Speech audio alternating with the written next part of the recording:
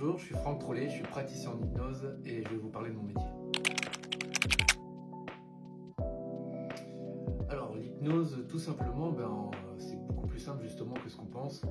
L'hypnose, c'est en fait tout simplement un état de somnolence et en réalité, quand vous somnolez dans votre vie de tous les jours, que vous pensez, vous allez dans vos pensées sans vous en rendre compte, vous êtes déjà sous hypnose. Le simple fait de regarder la télé, vous êtes sous hypnose. Alors oui, tout le monde peut rentrer en hypnose puisque, comme je viens de le dire, l'hypnose c'est de la somnolence et étant donné que tout le monde est capable de somnoler, tout le monde somnole une dizaine de fois dans leur journée, tout le monde est capable de rentrer en hypnose. Encore une fois, si on somnole sans que ce soit dangereux, on peut tout à fait rentrer en hypnose sans qu'il y ait de danger. On ne peut pas vous faire dire n'importe quoi, on ne peut pas vous faire n'importe quoi. Le cerveau, il accepte que ce qu'il veut accepter. Et comme la somnolence, c'est pas dangereux, l'hypnose, c'est pas dangereux du tout. On peut même faire de l'hypnose avec des enfants, avec des personnes cardiaques, avec des personnes épileptiques, avec des femmes enceintes. On peut faire de l'hypnose avec tout le monde et c'est pas du tout dangereux. Alors ce qui est intéressant dans l'hypnose, c'est justement qu'à chaque fois qu'on rentre en somnolence, le cerveau il va chercher à faire des associations entre différentes choses, ce qu'on appelle dans le jargon des ancrages. Et tout au long de notre vie, chaque fois qu'on somnole, le cerveau il cherche à associer et faire des ancrages d'apprentissage. Si je me brûle à une bougie, je sais toute ma vie que ça brûle et c'est douloureux. C'est un ancrage d'apprentissage. On peut faire des ancrages positifs, par exemple un lieu, une personne, un objet qui nous réconforte, c'est un ancrage positif. Et on fait aussi des ancrages traumatiques. Par exemple, si je me fais piquer par un insecte quand je suis enfant, il se peut que j'ai une phobie des insectes ensuite. Ce qu'on appelle les ancrages traumatiques.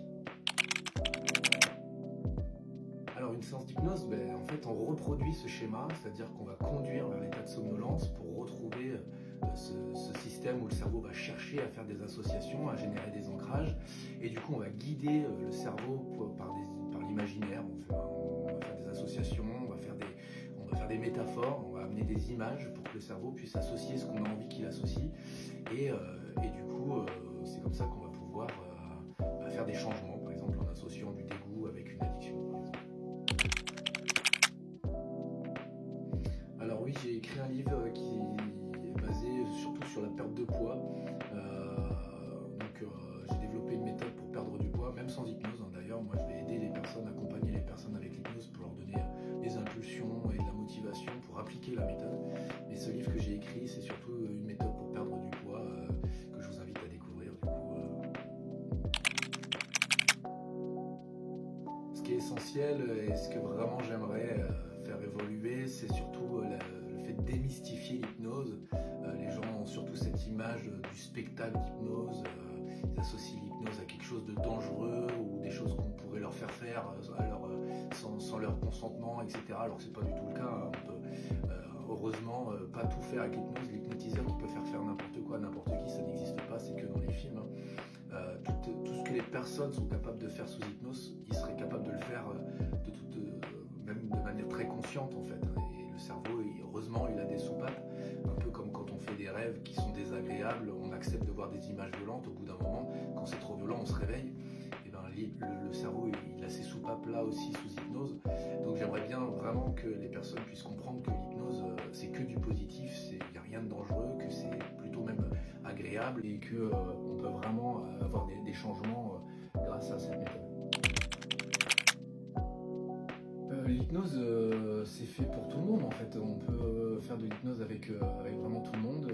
On peut accompagner aussi bien les enfants que les femmes enceintes, que les gens qui ont des troubles, quels qu'ils soient les troubles, ça peut être des addictions ou autre chose.